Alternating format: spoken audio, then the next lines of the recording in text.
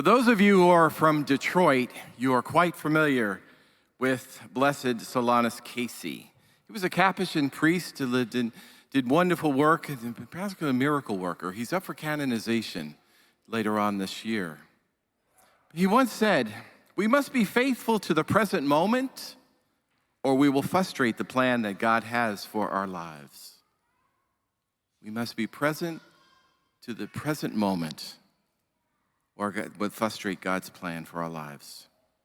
Many parents keep baby books, journals that record your child's first things, their first tooth, the first word, the first steps, the first day at school, the first communion.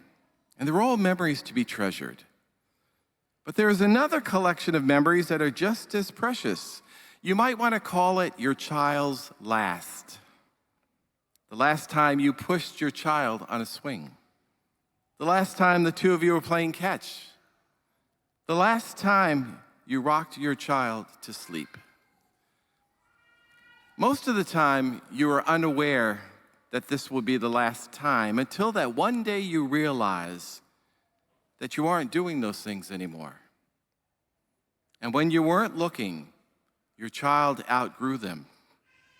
And you realize somewhere back, there was the very last time. But had you known, you would have savored every moment of those opportunities. You would have lingered a little longer on that swing. You would have thrown that ball until your arm fell off. You would have held your child forever. We tend to live our lives as if there will always be time later to do the things our demanding schedules force us to put off. We believe that we'll always make it up for our loved ones tomorrow, or for the weekend, or on that vacation. But another project immediately comes up, and it has to be dealt with. But as today's gospel makes clear, our days are numbered, and our time is limited. St. Padre Pio once said, "Give God the remaining years of your life and beg God to use them in the kind of life that is pleasing to Him." In other words, the runway is getting shorter, friends. How are you using your time, your talents? But let's be honest. In the end, it doesn't matter what people think about you. You'll be forgotten 10 minutes after you're dead and buried. People will have forgotten you and your achievements, your awards, and everything that you accumulated. The point is, you have to be who and what you want to be. See, most everybody is coasting along with phony public relations. People who say that they want to be beautiful or rich or look a certain way, that makes them happy. People are making their marriages and their children better than they actually are, but for what? For appearances. And appearances mean little.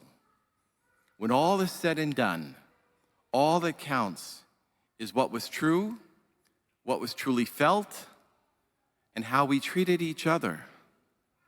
What we did for God, and the time and the gifts that God gave us to make this world better, to give one another a helping hand. Again, today's gospel makes very clear, our days are numbered, our time is limited. But like the rich farmer, we can be so self-centered and so self-sufficient that we shut ourselves off from life's most enriching and important moments.